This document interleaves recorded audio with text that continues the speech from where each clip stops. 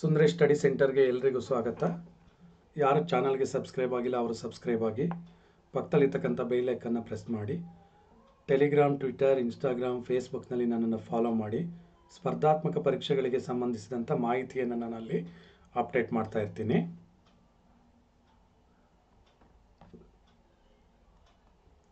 ಪ್ಲೇಸ್ಟೋರ್ನಲ್ಲಿ Sundaresh study centre ಅನ್ನೋ app ಇದೆ, ಅದನ್ನು ಇನ್ಸ್ಟಾಲ್ ಮಾಡ್ಕೊಳ್ಳಿ. ಸ್ಪರ್ಧಾತ್ಮಕ ಪರೀಕ್ಷೆಯನ್ನು ಬರೆದು ಆಯ್ಕೆಯಾಗಿರ್ತಕ್ಕಂಥ ಹುದ್ದೆಗಳು 2010 KS ಸಂದರ್ಶನಕ್ಕೆ ಹಾಜರಾಗಿದ್ದೀನಿ. ಪೊಲೀಸ್ ಕಾನ್ಸ್ಟೇಬಲ್ ಹುದ್ದೆಗೆ ಪಠ್ಯಕ್ರಮ, ಪೊಲೀಸ್ ನೇಮಕಾತಿ ಸಂಬಂಧಿಸಿದಂತೆ 6 ಹಂತದಲ್ಲಿ ನಿಮಗೆ ಮಾಹಿತಿ ಬೇಕಾಗುತ್ತೆ. ಅರ್ಜಿ ಸಲ್ಲಿಸೋದು, ಪರೀಕ್ಷೆ ಬರೆಯೋದು, PST ET, ಆಯ್ಕೆ ಪಟ್ಟಿ, ವೈದ್ಯಕೀಯ ಪರೀಕ್ಷೆ, ಕರ್ತವ್ಯಕ್ಕೆ ವರದಿ. ಇವತ್ತು ನಾನು ಮಾಡ್ತಾ ಇರ್ತಕ್ಕಂಥ ವಿಡಿಯೋ ಅರ್ಜಿಯನ್ನು ಸಲ್ಲಿಸಿದ ಮೇಲೆ ಪರೀಕ್ಷೆಯನ್ನು ಬರೆಯುವಂಥ ಸಂದರ್ಭದಲ್ಲಿ ಸಿದ್ಧತೆ ನಡೆಸಬೇಕಾದ್ರೆ ಪೊಲೀಸ್ ನೇಮಕಾತಿ ಪರೀಕ್ಷೆಗೆ ಪಠ್ಯಕ್ರಮ ಇರುವಂಥದ್ದು ಏನು?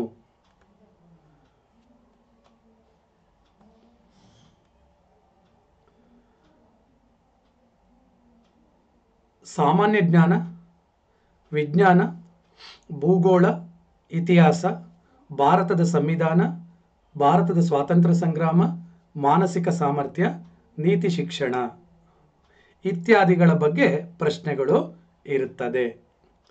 ಇದು ಒಂದು ಕಡೆ ಇದೆ. ಅಧಿಸೂಚನೆಯಲ್ಲಿ ಇನ್ನೊಂದು ಕಡೆ ಸಾಮಾನ್ಯ ಜ್ಞಾನ, ವಿಜ್ಞಾನ, ಭೂಗೋಳ, ಇತಿಹಾಸ, ಭಾರತದ ಸಂವಿಧಾನ, ಭಾರತದ ಸ್ವಾತಂತ್ರ್ಯ ಸಂಗ್ರಾಮ, ಸಾಮಾನ್ಯ ಮಾನಸಿಕ ಸಾಮರ್ಥ್ಯ, ನೀತಿ ಶಿಕ್ಷಣ ಇತ್ಯಾದಿಗಳ ಬಗ್ಗೆ ಪ್ರಶ್ನೆಗಳು ಇರುತ್ತವೆ. ಯಾವುದೇ ವ್ಯತ್ಯಾಸ ಇಲ್ಲ. ಒಂದು FAQನಲ್ಲಿದೆ, ಇನ್ನೊಂದು ಅಧಿಸೂಚನೆಯಲ್ಲಿ ಇದೆ.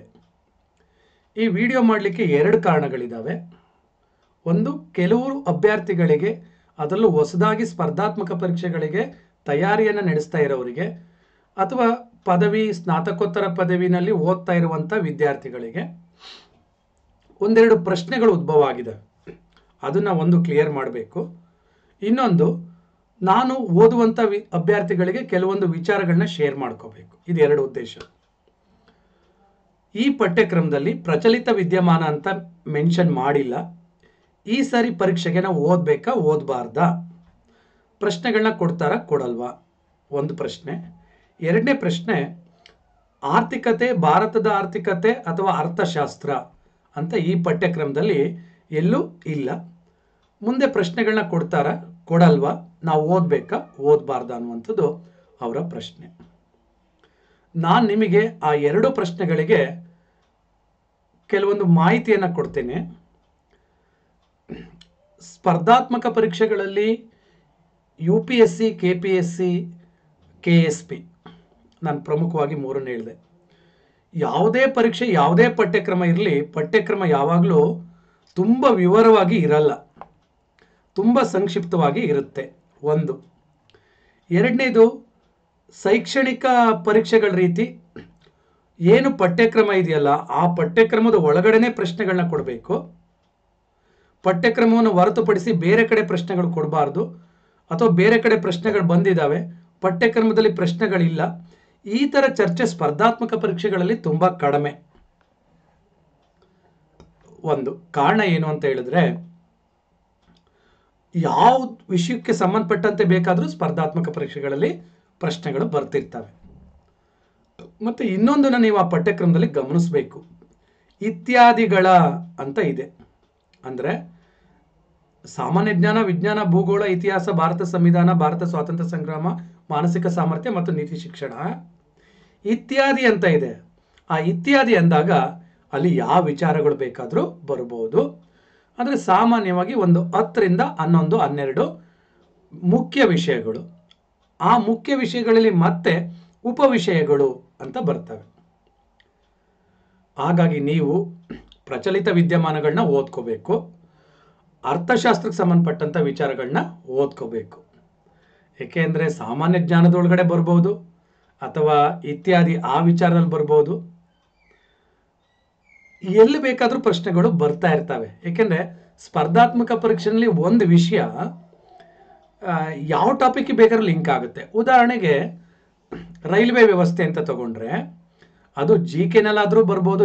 ಅಂದರೆ ನಾವು ಜಿ ಕೆ ಅಂತ ಬೇಕಾದರೂ ಕನ್ಸಿಡರ್ ಮಾಡ್ಬೋದು, ಅರ್ಥಶಾಸ್ತ್ರ ಅಂತ ಬೇಕಾದ್ರೆ ಅಲ್ಲಿ ಕನ್ಸಿಡರ್ ಮಾಡ್ಬೋದು, ಭೂಗೋಳಶಾಸ್ತ್ರ, ರಸ್ತೆ ಸಾರಿಗೆ ವ್ಯವಸ್ಥೆ ಅಲ್ಲಿ ಬೇಕಾದರೂ ಅದನ್ನು ಪರಿಗಣಿಸ್ಬೋದು. ಹಾಗಾಗಿ ನೀವು ಪ್ರಚಲಿತ ವಿದ್ಯಮಾನವನ್ನು ಓದ್ಕೊಳ್ಳಿ, ಅರ್ಥಶಾಸ್ತ್ರವನ್ನು ಇದ್ರ ಜೊತೆ ಓದ್ಕೊಳ್ಳಿ.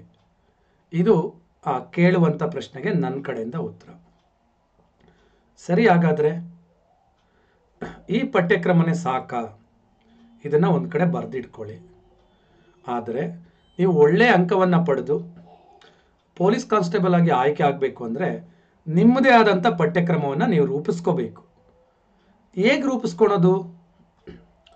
ಈಗಾಗಲೇ ನಡೆದಿರ್ತಕ್ಕಂಥ ಪೊಲೀಸ್ ಕಾನ್ಸ್ಟೇಬಲ್ ಹಳೆಯ ಪ್ರಶ್ನೆ ಪತ್ರಿಕೆಗಳನ್ನು ನೀವು ಒಂದು ಕಡೆ ಇಟ್ಕೊಂಡ್ರೆ, ಮೊದಲು ಸಿವಿಲ್ ಪೊಲೀಸ್ ಕಾನ್ಸ್ಟೇಬಲ್ ಎಕ್ಸಾಮ್ ನಡೆದಿದ್ದು 2002. ಅಲ್ಲಿಂದ 2020ವರೆಗೆ ಸಾಕಷ್ಟು ಸಿವಿಲ್ ಪೊಲೀಸ್ ಕಾನ್ಸ್ಟೇಬಲ್ ಪರೀಕ್ಷೆಗಳು ನಡೆದಿದ್ದಾವೆ. ಅದರ ಪ್ರಶ್ನೆ ಪತ್ರಿಕೆಗಳು ನಿಮಗೆ ಸಿಗ್ತವೆ, ಮ್ಯಾಗ್ಝಿನಲ್ಲಿ ಇರುತ್ತೆ ಅಥವಾ ಬುಕ್ಸ್ಗಳು ಬಿಟ್ಟಿದ್ದಾರೆ ಅಥವಾ PDF ರೂಪದಲ್ಲಿ ಸಿಗುತ್ತೆ. ಅದನ್ನು ಸಂಗ್ರಹ ಮಾಡ್ಕೊಳ್ಳಿ. ಎರಡನೇದು, ಅದ್ರ ಜೊತೆಗೆ DR, KSRP, KS, ಈ ವೈರ್ಲೆಸ್ ಈ ಪೊಲೀಸ್ ಕಾನ್ಸ್ಟೇಬಲ್ ಎಕ್ಸಾಮ್ ನಡೆದಿದೆ ಅದ್ರ ಪ್ರಶ್ನೆ ಪತ್ರಿಕೆಗಳನ್ನ ಸಂಗ್ರಹ ಮಾಡ್ಕೊಳ್ಳಿ. ಅದ್ರ ಜೊತೆಗೆ SI ಸಬ್ ಇನ್ಸ್ಪೆಕ್ಟ್ರು, ಸಬ್ ಇನ್ಸ್ಪೆಕ್ಟ್ರಲ್ಲಿ ಬೇರೆ ಬೇರೆ PSI, civil, RSI, KSRP, KS ಎಲ್ಲ ಸಾಕಷ್ಟು ನಡೀತವೆ. ಆ ಪ್ರಶ್ನೆ ಪತ್ರಿಕೆಗಳು ಸಿಕ್ಕಿದ್ರೆ ಸಂಗ್ರಹ ಮಾಡ್ಕೊಳ್ಳಿ. ಒಂದೇ ಮಾತಲ್ಲಿ ಹೇಳಬೇಕು ಅಂದರೆ ಕರ್ನಾಟಕ ಪೊಲೀಸ್ ಇಲಾಖೆ ನಡೆಸ್ತಕ್ಕಂಥ ಎಲ್ಲ ಸ್ಪರ್ಧಾತ್ಮಕ ಪರೀಕ್ಷೆಗಳ ಪ್ರಶ್ನೆ ಪತ್ರಿಕೆಗಳು ಸಿಕ್ಕಿದ್ರೆ ಸಂಗ್ರಹ ಮಾಡ್ಕೊಳ್ಳಿ. ಅಂದರೆ PC, PSI ಎಕ್ಸಾಮಿಗೆ ಸಂಬಂಧಪಟ್ಟ ಎಕ್ಸಾಮ್ ನಡೆಸ್ತಾರಲ್ಲ ಅವನ್ನ ಸಂಗ್ರಹ ಮಾಡ್ಕೊಳ್ಳಿ. ಒಂದು ವೇಳೆ ಇವೆಲ್ಲ ಆಗಲಿಲ್ಲ, ನನಗೆ ಸಿಗ್ತಾ ಇಲ್ಲ, ಇದನ್ನೆಲ್ಲವನ್ನು ನೋಡೋಕ್ಕಾಗಲ್ಲ ಅಂದರೆ ನೀವು PC ಸಿವಿಲ್ ನೇಮಕಾತಿಯ ಪರೀಕ್ಷೆಗಳನ್ನು ಪ್ರಶ್ನೆ ಪತ್ರಿಕೆಗಳು 2002ರಿಂದ 2020ರವರೆಗೆ ನೀವು ನೋಡಲೇಬೇಕು. ಒಂದು ವೇಳೆ ಎಲ್ಲ ಸಿಗ್ತಾ ಇಲ್ಲ, ನನಗೆ ನೋಡ್ಲಿಕ್ಕಾಗಲ್ಲ ಅಂದರೆ ಕನಿಷ್ಠ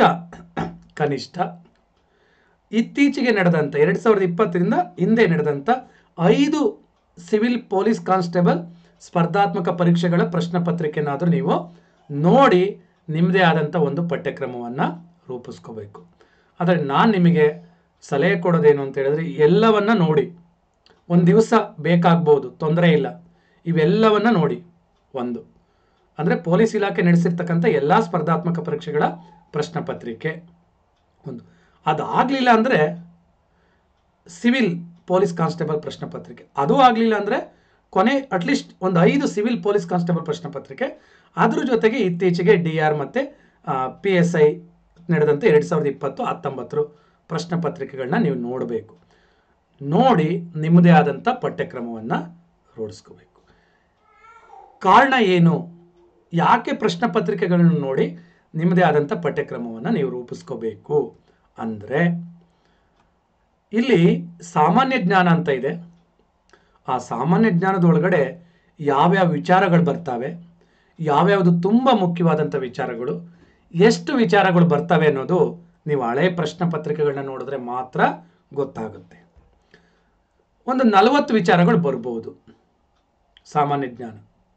ಉದಾಹರಣೆಗೆ ದಿನಾಂಕಗಳು, ಎರಡನೇದು ರಾಷ್ಟ್ರೀಯ ಉದ್ಯಾನವನಗಳು, ಮೂರನೇದು ವಿಶ್ವ ಪಾರಂಪರಿಕ ತಾಣಗಳು, ಕ್ರೀಡೆ, ಕರ್ನಾಟಕ ಪೊಲೀಸ್ ಇಲಾಖೆ, ಈ ಥರ ಟಾಪಿಕ್ಕು ನಾನೊಂದು 5 ಹೇಳಿದೆ.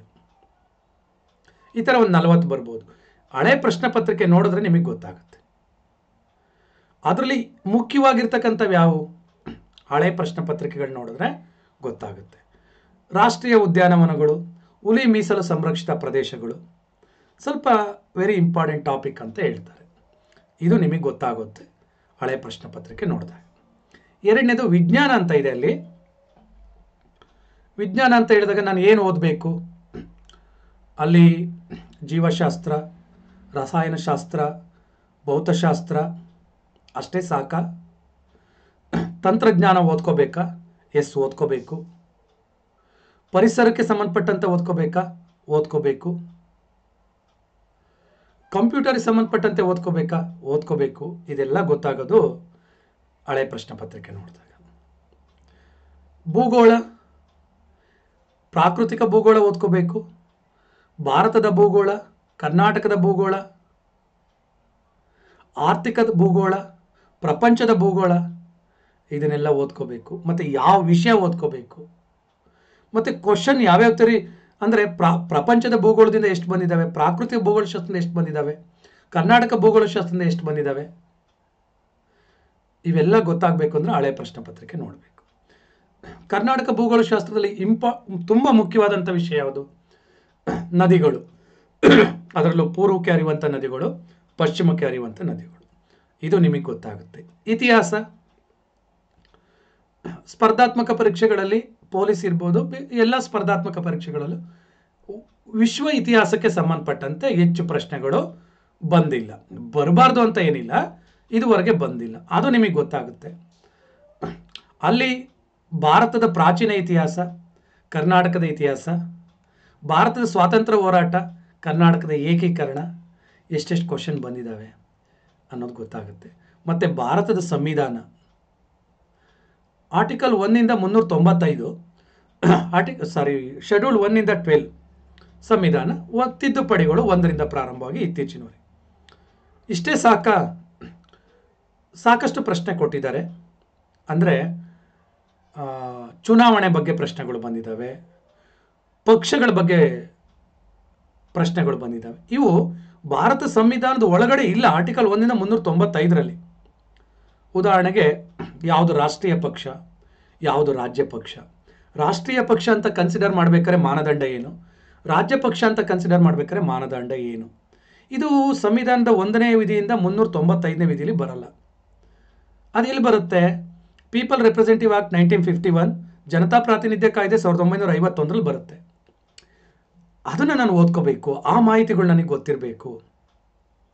ಯಾವ್ಯಾವ ವರ್ಷದಲ್ಲಿ ಚುನಾವಣೆಗಳು ನಡೆದು, ಇದೆಲ್ಲ ನಮಗೆ ಗೊತ್ತಾಗೋದು ಹಳೆ ಪ್ರಶ್ನೆ ಪತ್ರಿಕೆ ನೋಡಿದಾಗ. ಭಾರತ ಸಂವಿಧಾನದ ಜೊತೆ ಇತರೆ ರಾಜಕೀಯ ವಿಚಾರಗಳನ್ನ ನಾನು ಓದ್ಕೋಬೇಕು. ಭಾರತ ಸ್ವಾತಂತ್ರ್ಯ ಸಂಗ್ರಾಮ, ಅಲ್ಲಿ ಯಾವ ವಿಷಯ ಮುಖ್ಯ ಆಗ್ತಾ ಇದೆ, ಸಾಮಾನ್ಯ ಮಾನಸಿಕ ಸಾಮರ್ಥ್ಯ, 2002ರಿಂದ 2020ರವರೆಗೆ ಯಾವ್ಯಾವ ಪ್ರಶ್ನೆಗಳನ್ನ ಕೊಡ್ತಾ ಇದ್ದಾರೆ. ಅಂದರೆ ವೇಗಕ್ಕೆ ಸಂಬಂಧಪಟ್ಟಂಥವು, ದಿಕ್ಕಿಗೆ ಸಂಬಂಧಪಟ್ಟಂಥವು, ರಕ್ತ ಸಂಬಂಧಕ್ಕೆ ಸಂಬಂಧಪಟ್ಟಂಥವು, ಕೆಲಸಕ್ಕೆ ಸಂಬಂಧಪಟ್ಟಂಥವು, ಮುಖ್ಯವಾದಂಥದ್ದು ಯಾವುದು ಅಂತ ನಿಮಗೆ ಗೊತ್ತಾಗುತ್ತೆ. ನೀತಿ ಶಿಕ್ಷಣ,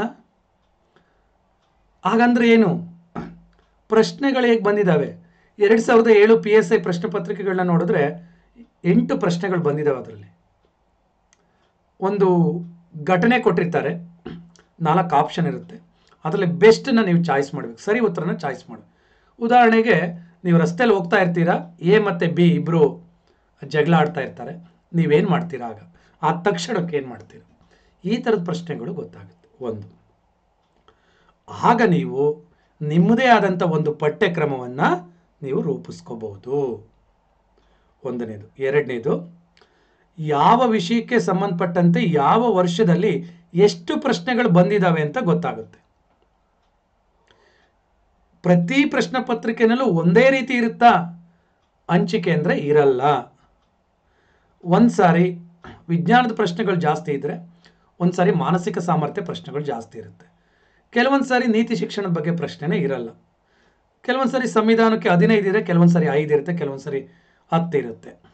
ಆದರೆ ನಮಗೆ ನಾವು ಮುಂದೆ ಬರೆಯುವಂಥ ಎಕ್ಸಾಮ್ ಇದೆಯಲ್ಲ, ಅದರಲ್ಲಿ ಯಾವ್ಯಾವ ವಿಷಯದಿಂದ ಎಷ್ಟೆಷ್ಟು ಪ್ರಶ್ನೆಗಳು ಕೊಡಬಹುದು ಅನ್ನೋದೊಂದು ನಿರೀಕ್ಷೆ ಮಾಡಲಿಕ್ಕೆ ಅನುಕೂಲ ಆಗುತ್ತೆ.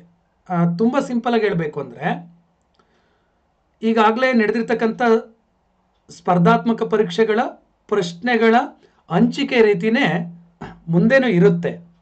ಆದರೆ 10% 20% ಮಾತ್ರ ಬದಲಾವಣೆ ಆಗುತ್ತೆ.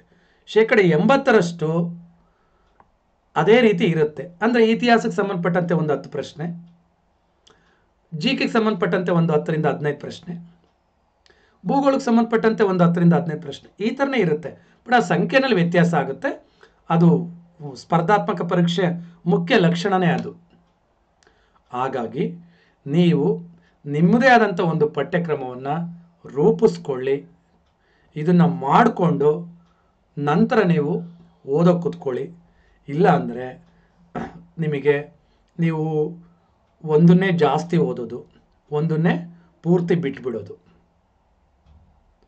ಅಥವಾ ಕರ್ನಾಟಕ ಪೊಲೀಸ್ ಇಲಾಖೆ ಬಗ್ಗೆನೇ ಒಂದು 5 ಕ್ವಶನ್ ಕೇಳಿದ್ರು ಅಂತ ಅಂದ್ಕೊಂಡ್ರೆ ಮುಂದೆ ನೀವು ಅದನ್ನು ಓದ್ಕೊಂಡೇ ಹೋಗಿಲ್ಲ ಅಂದರೆ 5 ಪ್ರಶ್ನೆಗಳು ನಿಮಗೆ ಆನ್ಸರ್ ಗೊತ್ತಾಗಲ್ಲ.